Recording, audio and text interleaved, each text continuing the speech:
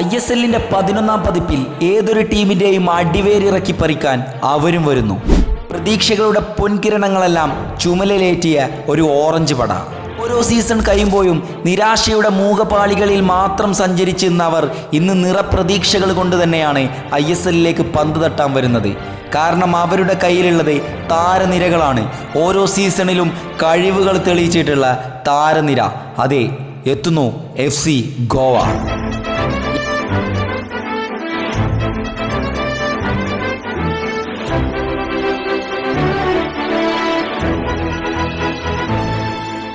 എല്ലാ വർഷവും ISLൽ നല്ല സ്റ്റാൻഡേർഡ് പെർഫോമൻസ് കാഴ്ചവെക്കുന്ന ഒരു ടീമാണ് FC ഗോവ എന്ന് പറയുന്നത്. ഗോവയെ സംബന്ധിച്ചിടത്തോളം ഓരോ വർഷവും നമ്മളെല്ലാവരും പ്രതീക്ഷിക്കും ഗോവ കപ്പെടുത്തു എന്ന്. കാരണം അത്രക്കും നല്ല രീതിയിലുള്ള പോരാട്ടം കാഴ്ചവെക്കുന്ന ടീമാണ്. നല്ല രീതിയിലുള്ള ഇന്ത്യൻ താരങ്ങളെയും വിദേശ താരങ്ങളെയും യൂസ്ഫുൾ ആക്കുന്ന ടീമാണ്. So welcome back to another video. എല്ലാവർക്കും പുതിയൊരു വീഡിയോയിലേക്ക് ഒരിക്കൽ കൂടെ സ്വാഗതം.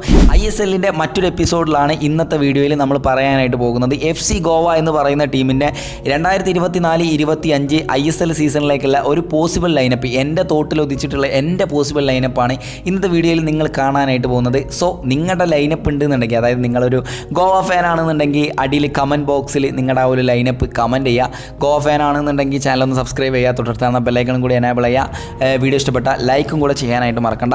FC ഗോവയുടെ അടുത്തേക്ക് വരുമ്പോൾ ആദ്യം നമ്മൾ നോക്കി കാണുന്നത് അവരുടെ ഗോൾ കീപ്പറെയാണ്. സ്വാഭാവികം FC ഗോവ ഇത്തവണ സൈൻ ചെയ്തിട്ടുള്ളൊരു ഗോൾ കീപ്പറുണ്ട്.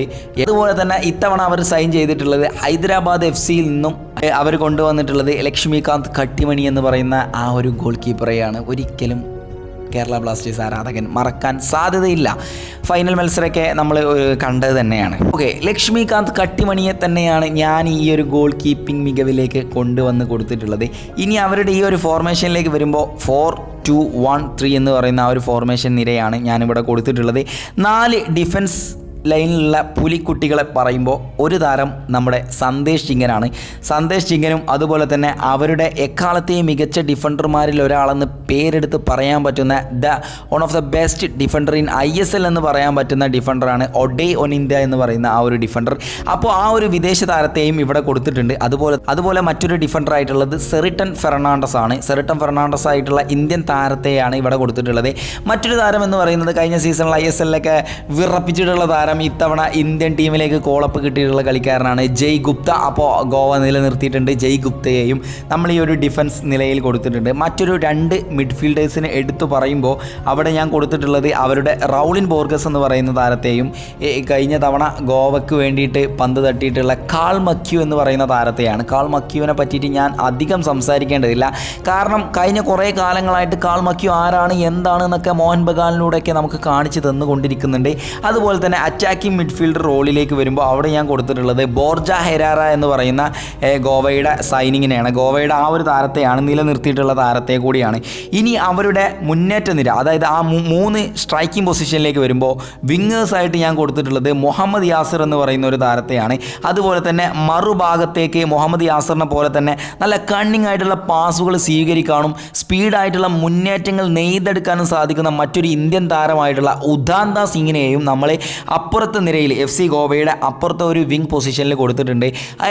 യാസിറിൻ്റെ പാസുകൾ എങ്ങനെ വരും, എങ്ങനെയൊക്കെ അറ്റൻഡ് ചെയ്യാൻ പറ്റും എന്നുള്ളതൊക്കെ ഉദാന്ത സിംഗിനെ സംബന്ധിച്ചിടത്തോളം അദ്ദേഹത്തിന് നല്ല രീതിയിൽ അറിയാം. കാരണം അത് കഴിഞ്ഞ സീസണിൽ നമ്മൾ കണ്ടത് തന്നെയാണ്. FC ഗോവ എന്ന് പറയുന്ന ടീം സെറ്റ് പീസുകളിലൂടെയും അതുപോലെ തന്നെ ക്രോസുകളിലൂടെയൊക്കെ നല്ല രീതിയിൽ മുതലെടുക്കുന്ന ഒരു ടീം തന്നെയാണ്. സ്വാഭാവികം.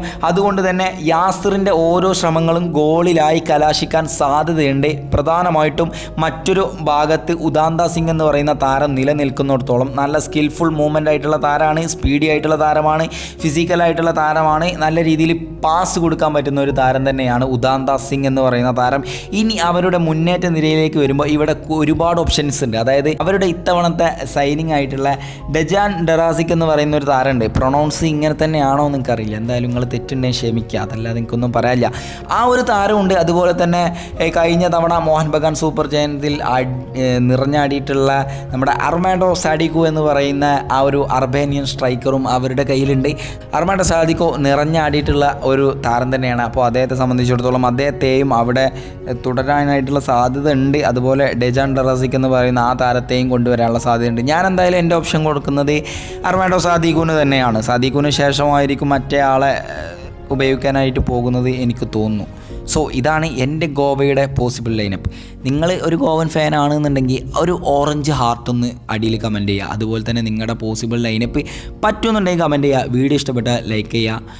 അതുപോലെ നമ്മൾ 1 lakh എന്ന് പറയുന്ന ആ ഒരു വലിയ സബ്സ്ക്രൈബേഴ്സ് കൗണ്ടിലേക്ക് പോയിക്കൊണ്ടിരിക്കുകയാണ്. നിങ്ങളെ സപ്പോർട്ട് ഉണ്ടെങ്കിൽ മാത്രം അവിടെ എത്താനായിട്ട് പറ്റുള്ളൂ. സോ ചാനൽ സബ്സ്ക്രൈബ് ചെയ്യുക, തൊട്ടടുത്ത് ബെല്ലൈക്കണും കൂടി എനേബിൾ ചെയ്യുക. മറ്റൊരു വീഡിയോയിൽ വീണ്ടും കണ്ടുമുട്ടാം. അതുവരേക്കും